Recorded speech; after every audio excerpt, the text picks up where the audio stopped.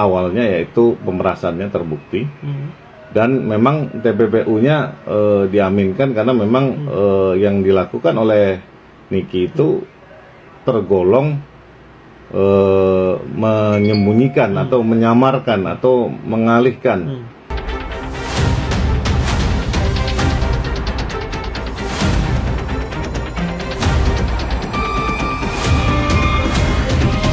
Bebas sepertinya kan di setiap tingkatan pengadilan ya seluruh fansnya juga berharap dia bebas kan. Artinya kan itu sah-sah saja.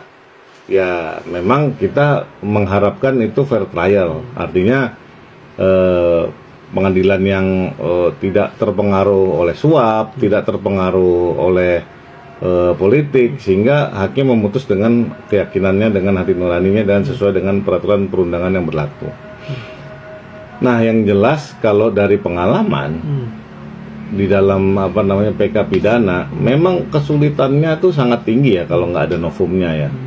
Ya, kekhilafan hakim ini sudah disidangkan 3 kali secara bertingkat dan memang akhirnya majelis hakim yang mulia punya keyakinan yang sama ya. Artinya memang ada tindak pidana awalnya yaitu pemerasannya terbukti. Dan memang TPPU-nya diaminkan karena memang yang dilakukan oleh Niki itu tergolong menyembunyikan atau menyamarkan atau mengalihkan. Dan memang itu ya kembali lagi kalau namanya hukum itu adalah the art of interpretation. Artinya pro dan kontra selalu akan ada. Apakah yang pro itu benar? Bisa. Apakah yang kontra itu selalu salah? Juga tidak selalu begitu, karena memang sudut pandangnya, POV-nya, point of view.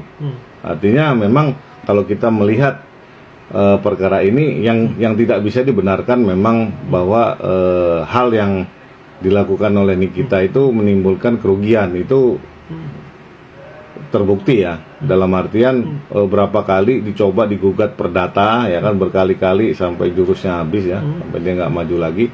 Itu ya sedemikian hasilnya kan. Ya kalau kita mau ngotot, jurus ngotot di Indonesia ini memang benar, pokoknya harus begini ya, itu sama aja logika pemotor lawan arah. Itu yang selalu saya sampaikan di setiap kalau saya diwawancara. Karena logika pemotor lawan arah itu tidak bisa dibenarkan. Itu kan anarkis, orang yang mau-maunya sendiri. Kita harus ngikutin hukum dan peraturan perundangan yang berlaku di negeri ini. Yang memang notabene masyarakatnya bukan hukum yang tumbuh di masyarakat, tapi ini dari legislasi diterapkan ke bawah kan gitu. Bang, berarti bisa dibilang kemungkinannya Niki untuk bebas itu sangat tipis, sangat kecil.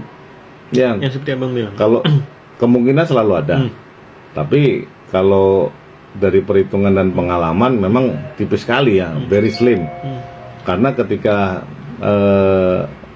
melawan logika umum, karena para majelis, para hakim berpendapat bahwa hal sedemikian itu melanggar norma. Norma apa? Hukum pidana.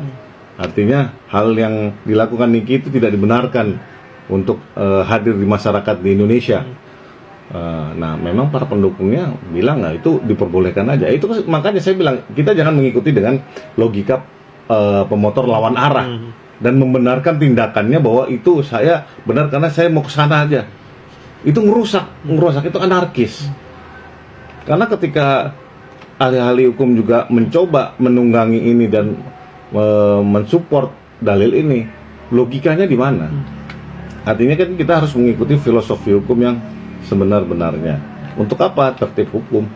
Nah, dengan proses yang benar. Makanya di KUHP dan KUHAP yang terbaru itu merujuknya due process of law, bukan crime control.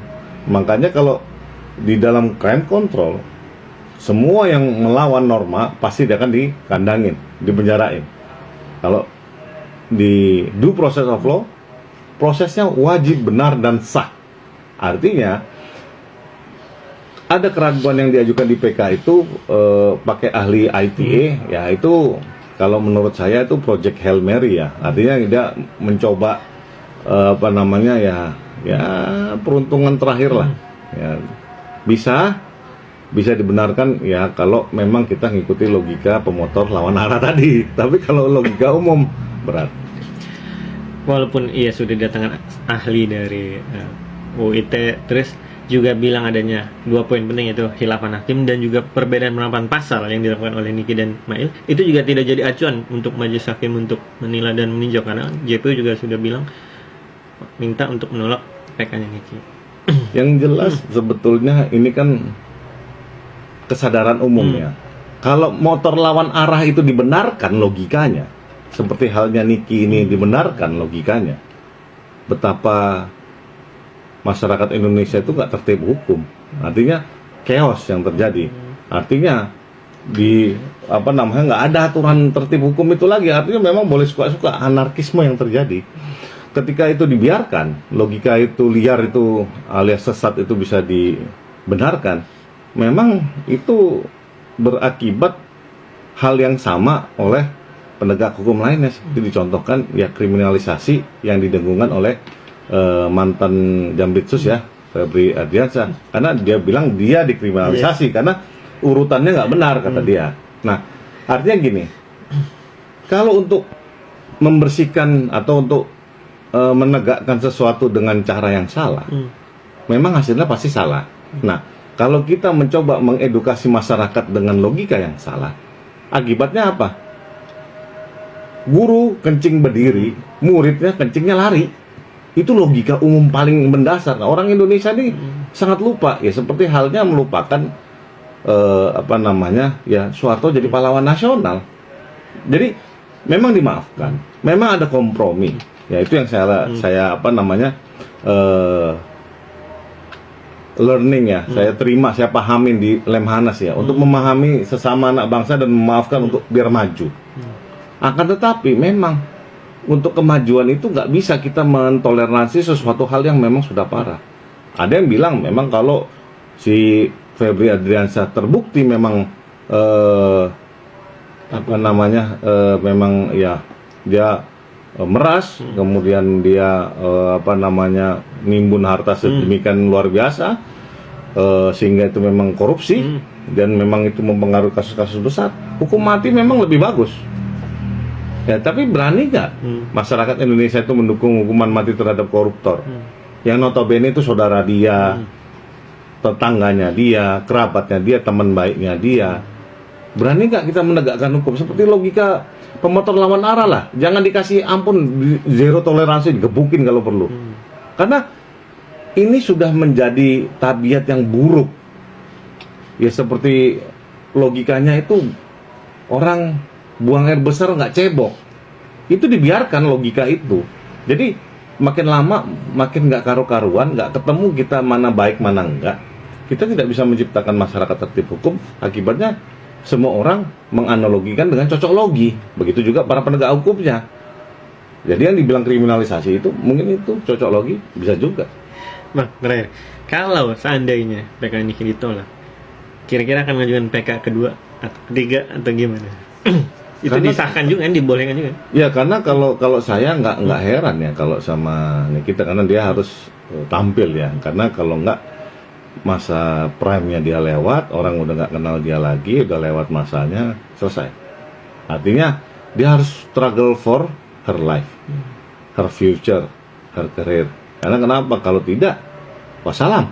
Karena dia bukan koruptor dari politikus yang notabene masuk penjara sekian tahun, balik lagi terus nyalon lagi, terus jadi pemimpin partai misalnya. Ya kan bisa aja, karena uangnya banyak waktu dulu ngaroknya, dan terbuktinya itu nggak bisa dirampas semua untuk negara, itu bisa. Tapi untuk Nikita itu cermin masyarakat kita semua. Artinya Nikita itu masyarakat Indonesia yang butuh harapan ya. Artinya kan hidup di negeri ini kan nggak gampang. Semua dipajakin, pajaknya lebih mahal daripada negara tetangga. Tambang-tambang sumber daya alamnya dikuasai oleh oligarki, hancur total alamnya, sampai hewannya pun di kebun binatang dikorupsi. Udah sangat-sangat bejatnya luar biasa. Tapi ya figur-figur kayak Nick itu menjadi pahlawan kayak Robin Hood, karena kayak itu maling itu boleh asal untuk orang banyak, atau maling itu boleh asal itu untuk kebaikan bersama. Saya nggak ngerti. Saya kembali mengingatkan warga negara Indonesia, netizen, ya supaya kita ini mau kemana, negeri ini mau jadi apa, masa depan di tangan Anda.